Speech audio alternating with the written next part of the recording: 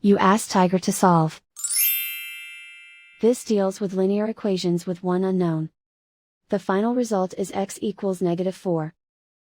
Let's solve it step by step. Group all constants on the right side of the equation.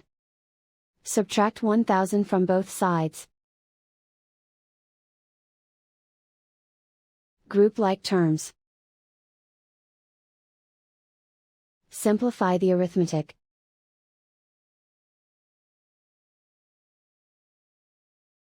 Isolate the x.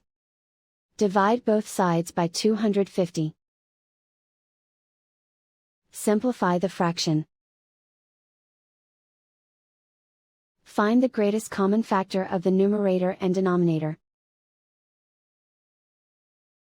Factor out and cancel the greatest common factor.